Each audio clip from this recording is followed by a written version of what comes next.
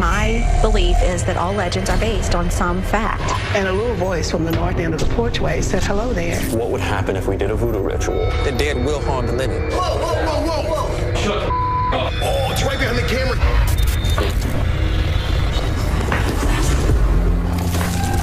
There are things in this world that we will never fully understand. We want answers. We have worked years to build our credibility, our reputation, working alongside the most renowned professionals in the field, capturing groundbreaking proof of the paranormal. It's climbing up you. I can't give you an explanation. This is our evidence, our ghost adventures.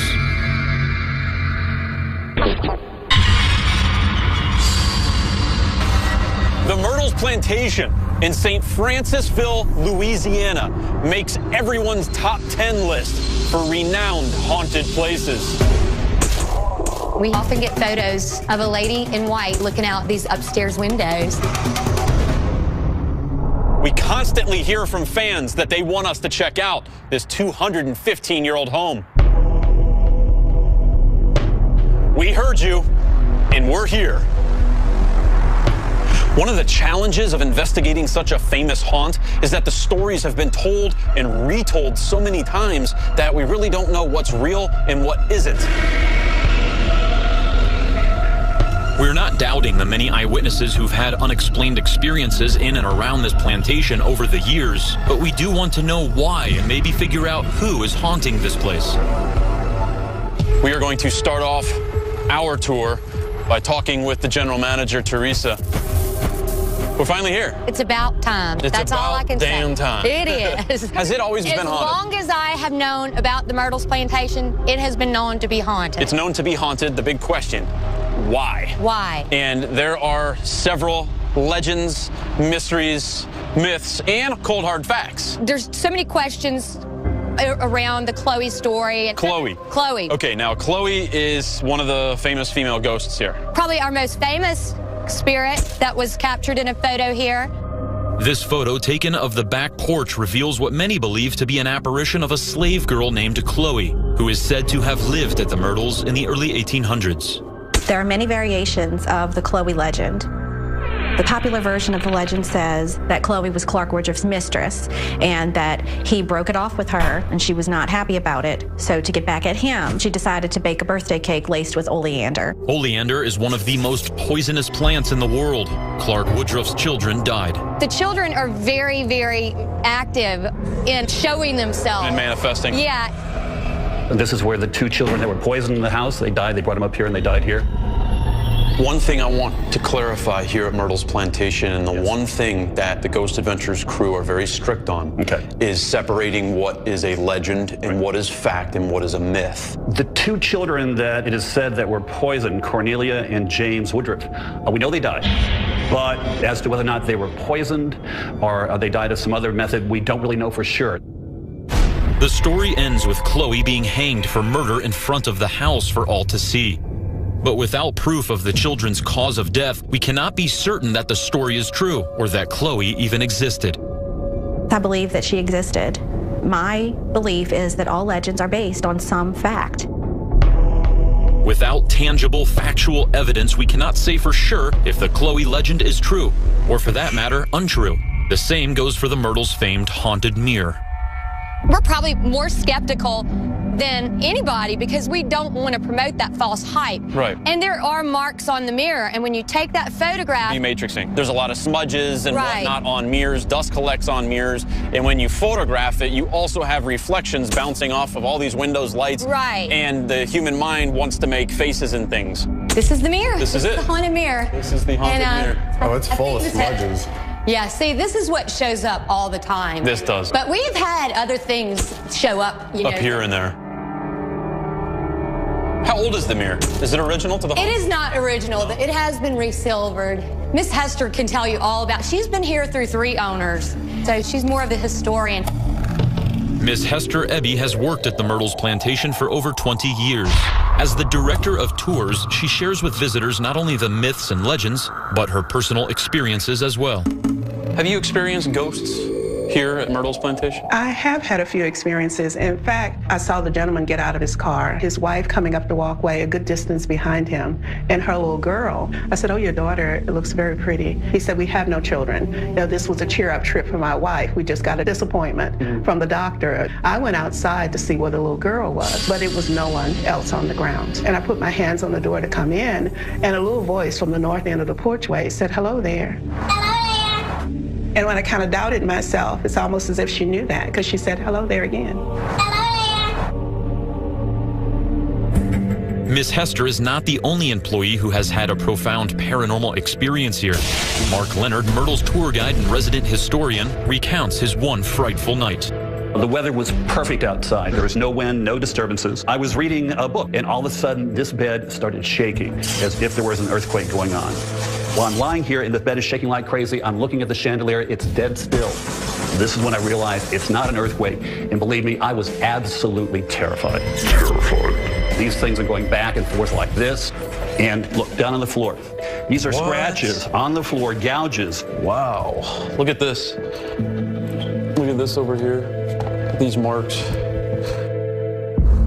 What's interesting about Mark's experience is that it happened in the same room where he told us earlier 2 children had died. It seems children are a common theme throughout the Myrtles, both in the decor and the hauntings of this 215-year-old plantation. Most commonly, there are the children that are seen, a little boy and a little girl. Why are so many children seen here? Are there other children's deaths here? There are reported to be children's deaths, but on the record, there's just not a lot of proof of that. The one document we were able to uncover is the announcement page from the Winter Family Bible. They lived here in the mid-1800s and had 6 children, one of whom, Kate, died from yellow fever at the age of 3. Her death is the centerpiece for yet another famous Myrtle's Plantation legend. The story says that the family had called upon a slave from a neighboring plantation to try to come and heal her. They say that she may have been involved with voodoo or something to that effect. The child died. The legend is that they had that slave hung. They call her Cleo. Ms. Hester, do you think Cleo's spirit's here at Myrtle's? I'm sure it is. Yeah. Now, of course, I don't know anything about voodoo, but I do know that it was a medicine. So it wasn't the horror thing that people say voodoo is now. But at the time, Mr. Winter thought that he held Cleo responsible. Oh, yeah, out of anger. Out of anger. Sure. And he killed her. Yes. On the property. Yes, she was hung. She was hung. Although lack of documentation forces us to call the Cleo story legend, we cannot say that it did not happen. Interestingly, a closer look at the Winter Family Bible shows the entry for William Winter's death just a few years later. Further research reveals that his death was a violent one.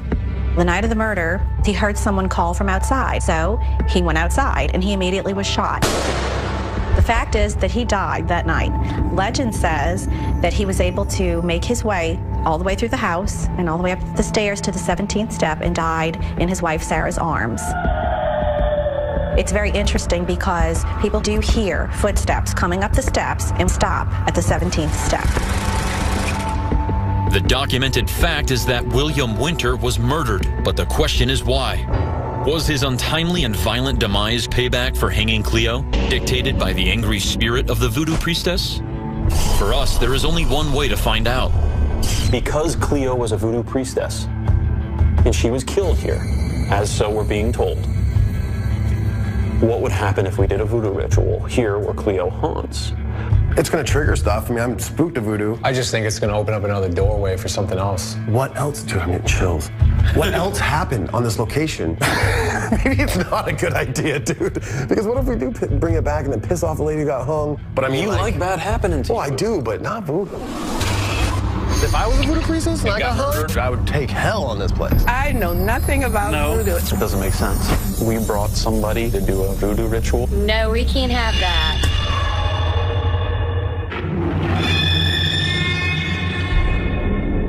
For 215 years, the Myrtle's Plantation in St. Francisville, Louisiana, has generated its share of myths and legends, including the murder of a voodoo priestess.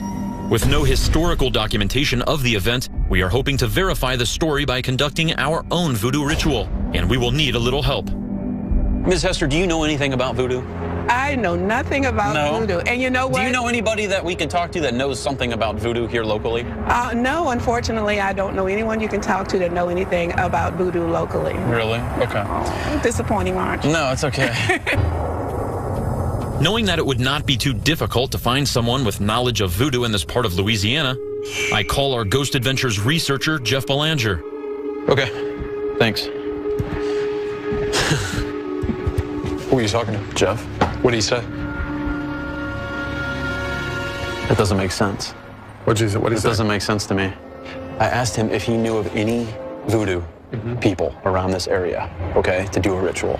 And he goes, well, yeah. Why didn't you just ask Ms. Esther? And I said, I did ask her. And he goes, well, what are you talking about? She practically raised a guy who's the most well-known voodoo guy, I guess, in this area. I think it is unusual that she wouldn't just tell us that this guy who is so close to her, almost family, who is known for voodoo, and she wouldn't tell us that. I don't know anyone you can talk to that know anything about voodoo locally. It's weird. Is there something more about this voodoo topic here Big at time, Myrtle's? and they're keeping it quiet. Right. I say we go talk to the owners and ask them, man.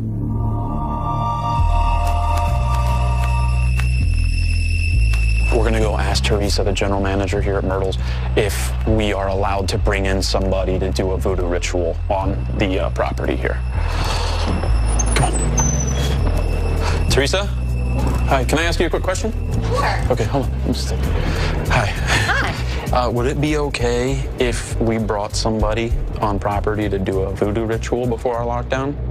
No, we can't have that. You can't? No, the owners don't allow anything related to voodoo rituals or seances. We are very strict in that respect. I apologize. That's fine. Okay. Well, that's good news for Aaron, at least. Oh, Aaron? Yeah, it's good news for him. Okay. No, that's good. Well, we just wanted to ask before we did it. Yeah, no problem. Come here, guys.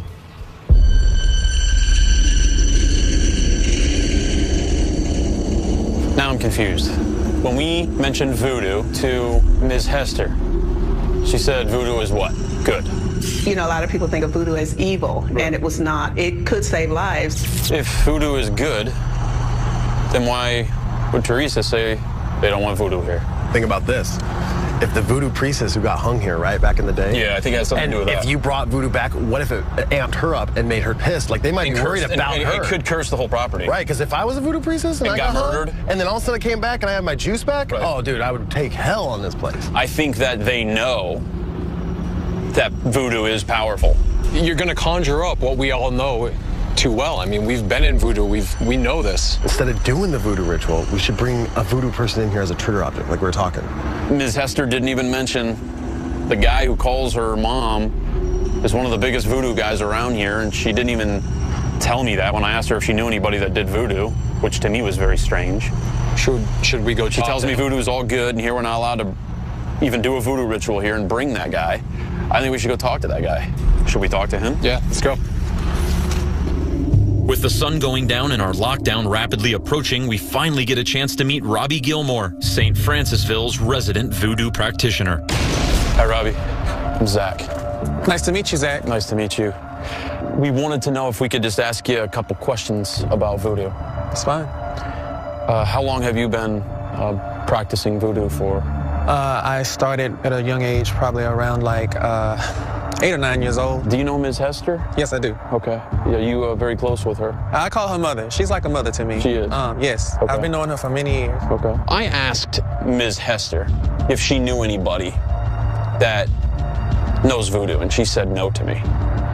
I'm not very public with the practice.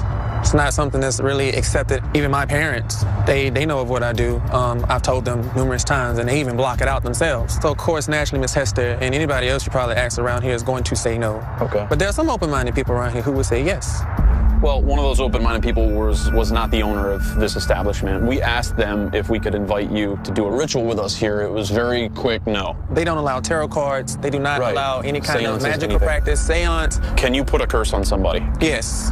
Only if that person done something to you first. What would this home succumb to after a voodoo priestess was murdered here?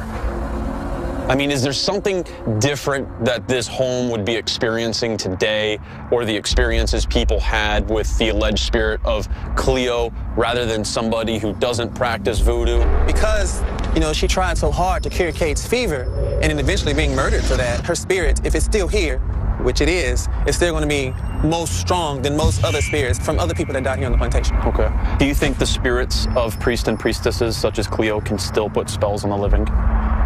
There's a saying that I've been living by for 25 years. The dead cannot harm the living, and the living cannot harm the dead. But if the living tries to harm the dead will harm the living. Wow. You can sense that we've had trouble with people on the other side. Very eerie. Did you hear that?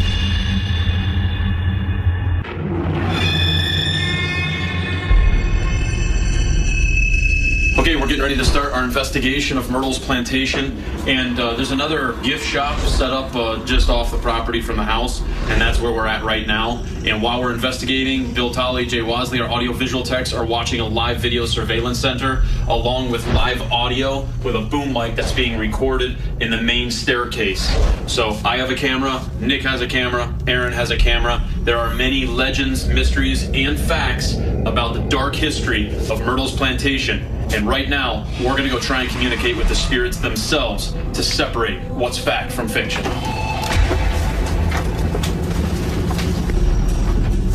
Very eerie. All us alone. Let's go inside.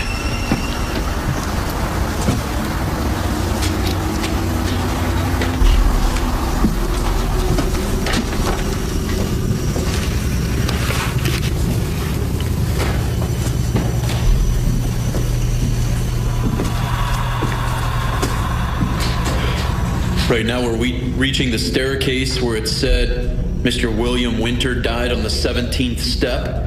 That would be 1, 2, 3, 4, 5, 6, 7, 8, 9, 10, 11, 12, 13, 14, 15, 16, 17, right there.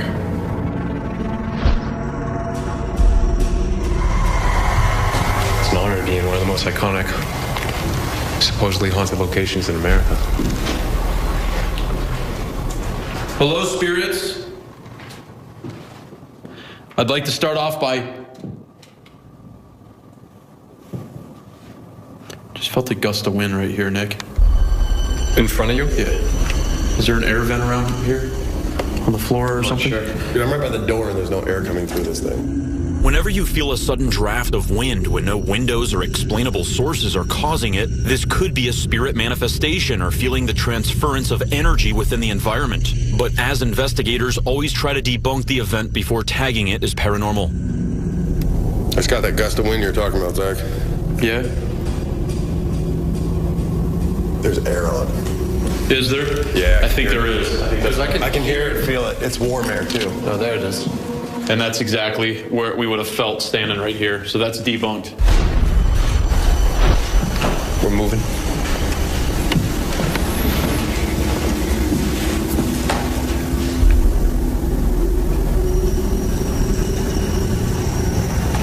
I know you're trying to figure out who we are, but you can sense that we talk to spirits. You can sense that part of us is part of you. You can sense that we've had trouble with people on the other side. Can you see me right now? If you see me, can you give us a sign by making a noise with your energy? Can you give us a sign where you're at now? Did you hear that? I did. Yeah. Right here. No, I heard that right in there. It's right here. It's like a sound, like somebody hit something. Right after I ask the spirits to make a noise, on cue, a very loud, unexplained sound is made in this room. Our X-camera rolling in there also captures this response. Can you give us a sign where you're at now?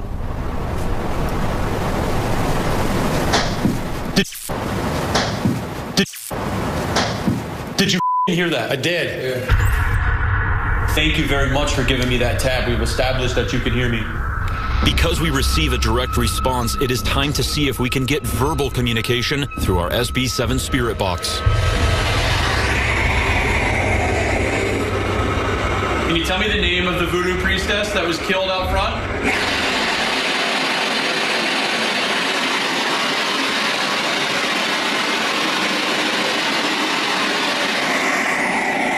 Cleo, are you here?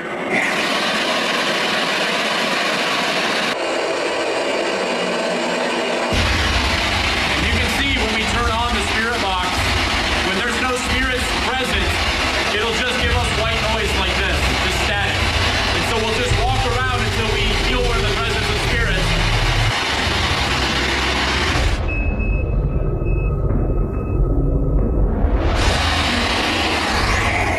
Can you tell me what number step did Mr. Winter die on this staircase?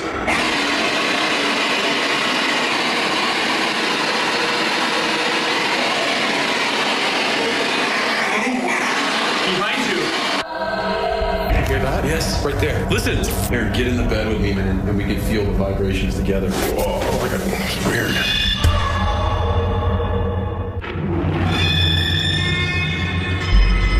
Armed with the knowledge that the most active paranormal site in Myrtle's Plantation is on the staircase where William Winter died, we continue our spirit box session. Can you tell me what number step did Mr. Winter die on this staircase?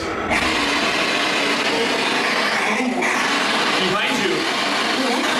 Yeah. Here, she was behind you. And then she goes, yeah. Seems like it's talking a lot more. I was by the staircase. Can you tell me what number step did Mr. Winter die on this staircase?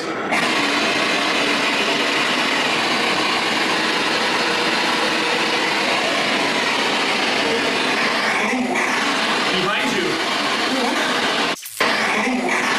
Behind you. Yeah. Here, she was behind you. And then she goes, yeah. What's behind me? It's a female that said behind you. Who is the female behind me? It sounded like it said Winters. When they say that Mr. Winters died on the 17th step in his wife's arms, and you think this is Winters. Who is the female behind me?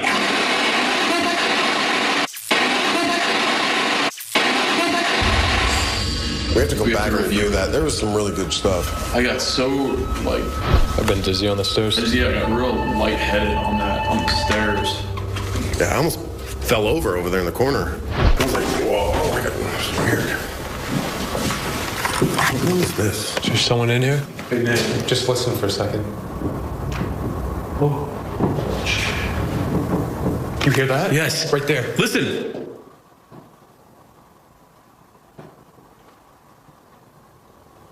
I heard a door open, close, and then I heard footsteps moving through the downstairs. Jay, did you hear that? Yeah, I heard footsteps. You did. You heard the footsteps. See, that's what I heard. I heard a door open, close, and then someone walking. Hey, Nick. Just listen for a second. Oh.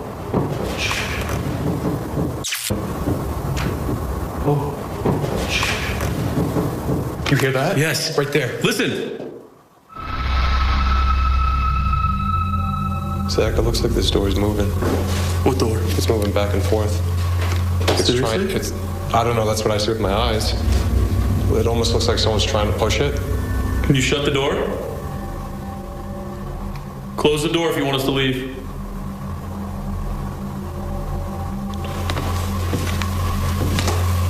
Can I walk into your room?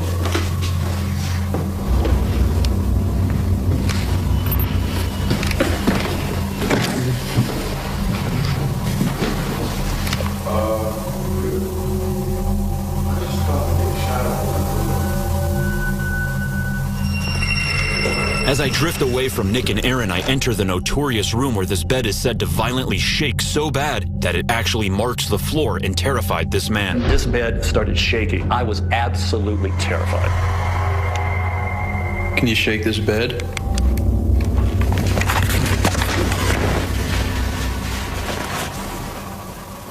Hello, my name is Zach. I'm from Las Vegas. What in the was that? I just heard two loud noises. Billy and Jay, did you hear those two tapping noises? Yeah, we heard it loud and clear. Bro, I felt that vibrate on the bottom of my feet. Like somebody did something to the bed. My name is Zach. I'm from Las Vegas.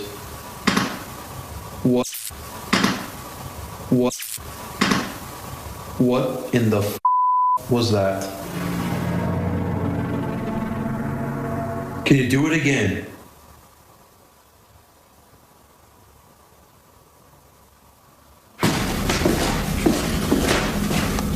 Dude, listen to this. It's cold in here.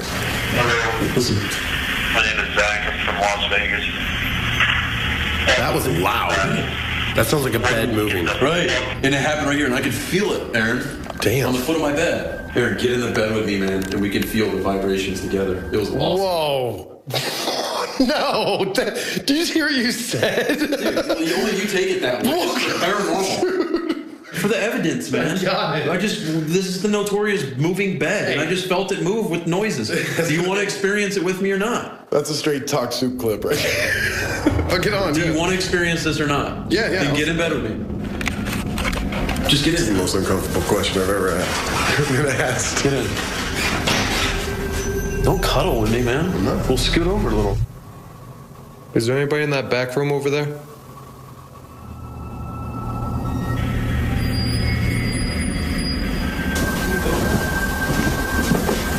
Nate?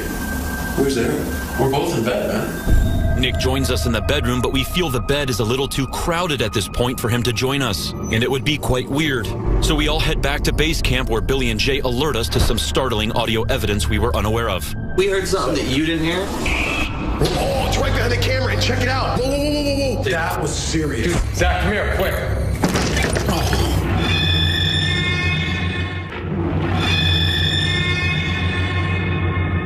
With evidence coming at us at a furious pace, we head back to base camp to review and regroup. We heard something that you didn't hear? Heard two things. Heard a man. When you were on the stairs, a man goes, ah! Like that. And you guys, none of you reacted to it that loud. You heard a man scream? Yeah, we It's heard a man in scream. agony. Like, ah! And we didn't react to it? That loud. Just And like then that. when I said, who's behind me, I swear it said Winter. A female voice. Said Winter? Yeah, Like that. through the spirit box, right? Yeah, wait till you hear the spirit box. Play it again. What number step did Mr. Winter die on?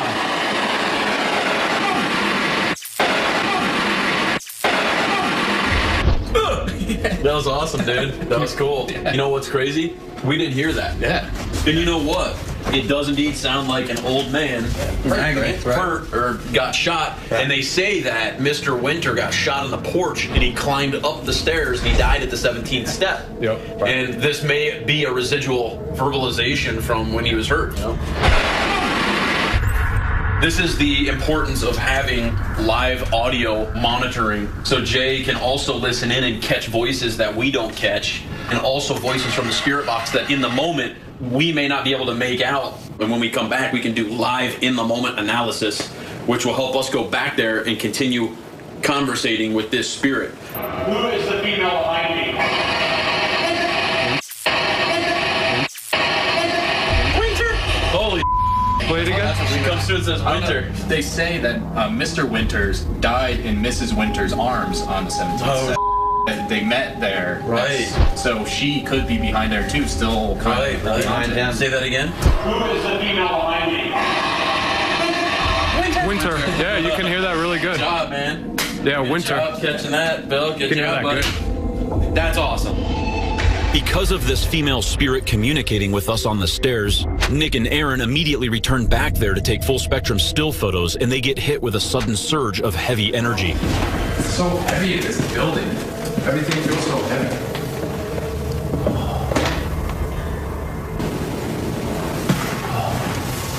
Think about it, man, these stairwell, you got a sick feeling, an angry feeling, a sad feeling, all because you died right here. Wondering if maybe we ain't feeling something that's the emotions that he felt climbing up the stairs. What was that? Is someone there? Dude, everything's shaking. Keep watching those monitors, guys. Listen, listen!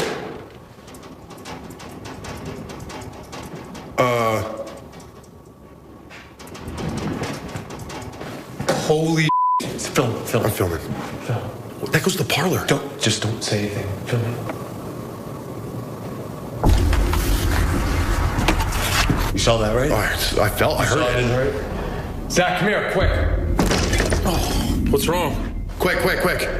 Zach, do me a favor right now. Yeah? Go to the other side. You see where this door is? Go on the opposite side, shaking. Someone's moving. Someone's shaking the out of it, bro. Oh, it's right behind the camera, and check it out. The camera. Yeah, that's what I'm saying. Whoa. Look at the camera says, dude. Nick and Aaron hear this door rattling uncontrollably, and the X camera set up on the opposite side of the door, shooting into the parlor room, captures the rattling sounds and then mysteriously malfunctions and stops recording.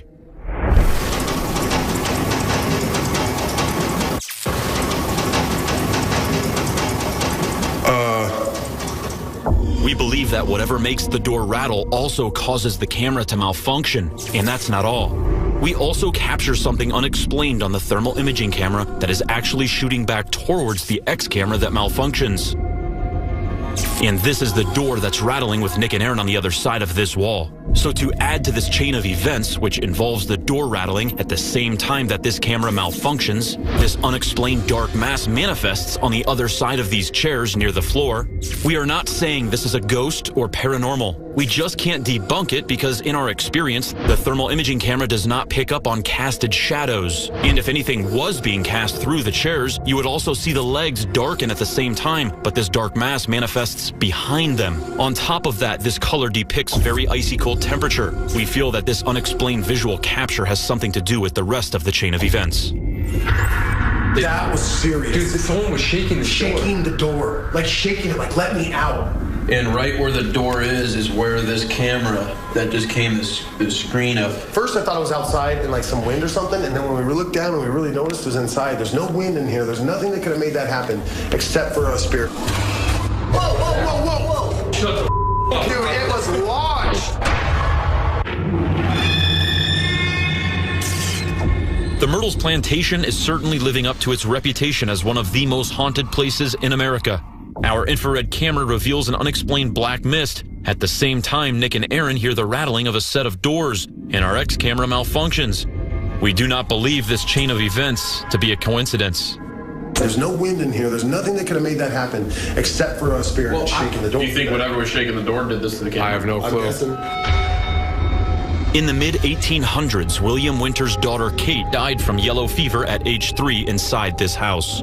Her death was blamed on a voodoo priestess named Cleo, who was brought in an attempt to save the girl's life by doing folk magic. But Kate died right after the ritual. We are using this ball as a trigger object for the spirit of Kate or her mother Sarah, who we feel communicated with us earlier at this exact spot. Behind you.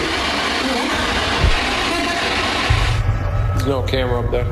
Oh, there isn't? Well, there is in that room. You can just move it out there if you want.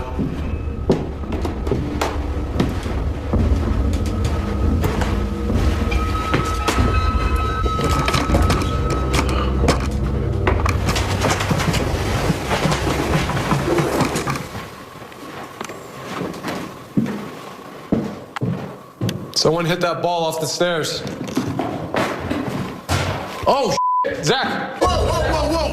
What? It just did it! Shut the It did it! The ball just flew down the stairs. I just got the chills. I know. Shut the I go, can you hit the ball? And it just went. It bounced all the way down. Dude, it was launched. Yeah, I said, can you hit the ball? And I looked away, and I just heard it go boom, boom, boom. I go, somebody hit the ball. You guys saw that, right? Yeah, it wasn't just a ball. It was like came down with force. Oh my God. Kate, you did a good job. I'm sorry that I don't know where the ball went. I'm sorry that we're reacting like that. It's right under the camera. Thank you for doing that.